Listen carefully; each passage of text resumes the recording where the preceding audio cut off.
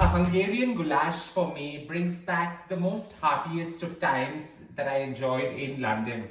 Having learned this Hungarian goulash from an old Hungarian aunt who created her pot of simmering goodness with various odds and ends put in. While a Hungarian goulash is always created with the cheapest cuts of beef, I prefer creating my Hungarian goulash with some mutton bone in to get all the goodness and flavors coming through. A simple pot which pairs really well with some herbed rice or noodles or even some spaghetti to ride you through any time of the day or night. Leftovers of the same create various new styles and additions that you can create. I've also at times taken a more thicker version of the Hungarian goulash, put it into a bakeware, put on top some mashed potato and created one of those most amazing, spicy yet fulfilling mashes. Let's get to creating my version of a Hungarian mutton goulash, bone in with all the flavors packed in beautifully well. Let's get to cooking it. While a Hungarian goulash can be cooked in a slow simmering oven at 170 degrees Celsius for about an hour to an hour and a half, I'm going to cook this on the stove top with the slowest possible simmer for a good 1 hour to get all the flavors right in. So easy to create in one's house without the use of an oven. To start off, I've got about 1.5 kg of mutton bone in. I've kept the pieces really big so that they absorb most of the flavors. To this, I'm adding 2 teaspoons, heaped teaspoons of smoked red paprika. If you do not have red paprika, just use a red chili powder variant. Choose the heat that suits your family the best. Along with that, I'm going to add 1 teaspoon of beautiful black pepper powder. Sharp, strong, and just so inviting. We are just going to toss this all so that the spice blend mixes really well with the mutton. And line it with some flour. Just ensure that the meat is evenly coated with both the spice blends. While I'm using a smoked paprika, you can also go right ahead and use a Hungarian red paprika. It's much more milder and sweeter. A generous sprinkling of some celery salt just to accentuate the flavor. You can go right ahead and use any salt variant. And let's add the flour to actually braise and allow everything to come well together. So about 3 teaspoons of refined flour just going on top, and we're just going to toss it all really well.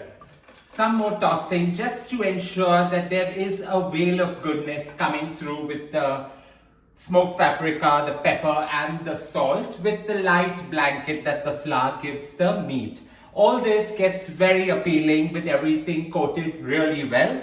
It's now time to start cooking with my cast iron pot or like a Dutch oven, nice and hot. It's time to add in about 50 grams of yellow butter right into it. Allow it to melt. And we're just going to enjoy searing the meat.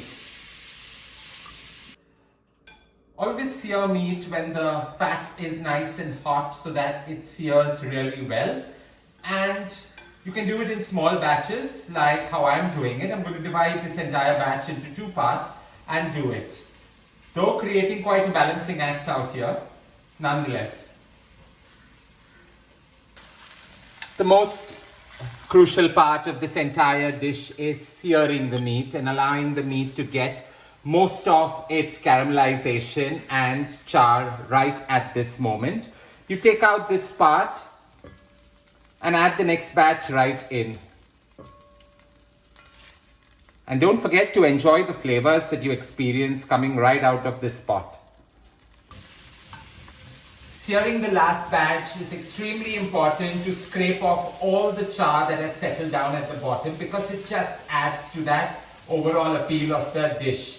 I think that's one of the most crucial things that's required while creating this gorgeous and succulent Hungarian mutton goulash. Any additional char that's lying down at the bottom, just ensure to deglaze it with some extra virgin olive oil. So I've got about 15 to 20 ml of extra virgin olive oil that I'm just putting into my Dutch oven. To that, I'm going to take 3 red onions, finely sliced, and just add that in. Now you saute this and allow all the crunch and the grit from the bottom to actually merge and mix along with this. 8 cloves of garlic that I've got finely shredded. That goes in, and we're just going to allow all these flavors to merge. Scraping all the char from the bottom just gets the onions that perfect softness with all the essential flavors merging in. The smoked paprika giving out all its color and accentuating the overall dish. So into this goes 1 red bell pepper that I finely sliced. Saute this well, allow it to soften.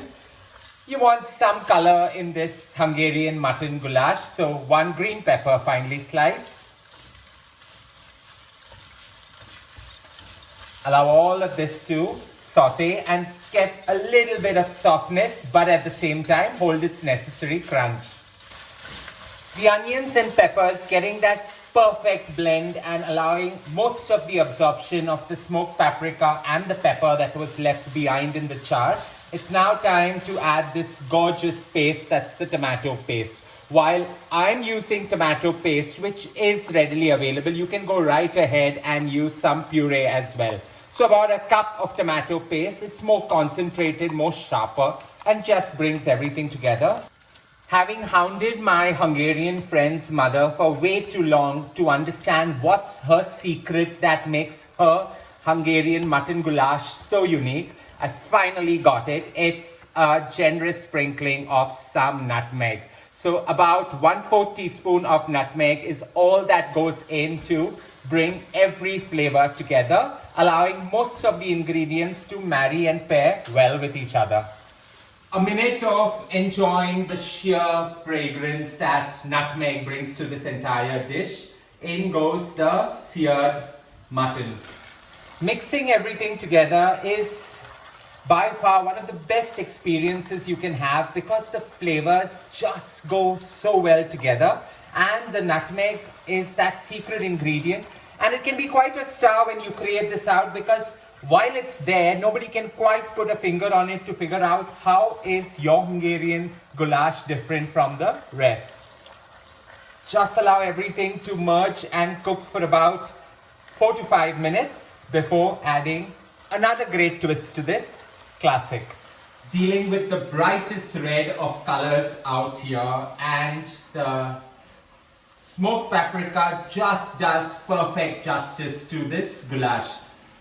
In goes my twist to the all-time favorite. So while Hungarian goulash always uses some dry white wine, I'm going to use a full red-bodied one just to ensure the flavors and the color comes exactly what I want it to. So about 1.5 cup of red wine going right in, straight out of the bottle, allowing it to mix, merge and flavor, along with 2 cups of stock. So while I'm using a mutton stock, you can go and use a cube variant or even just use water. It works really well.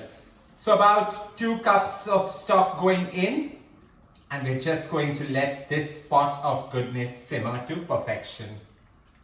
Do check the seasoning and give it a slight sprinkle of some celery salt. Normal iodized salt works really well here too. A quick mix, lowering the flame on the slowest possible simmer cover for 45 minutes, and after that we will check to see if the gravy is the right consistency, or just open the lid and allow it to cook for the last 15 minutes on an open spit. With the Hungarian mutton goulash simmering and the scent is so inviting that I really don't want to leave the kitchen. So let's get to creating the perfect accompaniment to it, and that is sour cream. Here I've got about 250 mils of full fat cream. To that in goes the juice of 1 lemon and just Give it a slight whisk. You don't need to do too much of drama here because the star is simmering in the pot. A slight whisk while it thickens slightly, not too much. You want the luscious goodness of this to emulsify along with the beautiful stew. We just pour that straight into a bowl and allow it to chill till we are ready to enjoy the stew.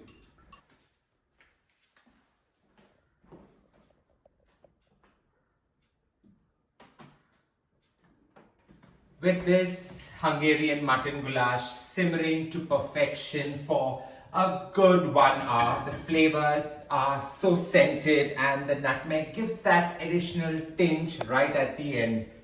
In goes about 2.5 tablespoons of flat leaf parsley just to elevate the dish right at the end. You need a little bit of herbs to accentuate the overall product. While I'm going to enjoy this gorgeous Hungarian mutton goulash with some parsley rice and not forgetting the beautiful sour cream that we created, don't forget to share loads of love by hitting on the like button, and as I always say, don't forget to subscribe.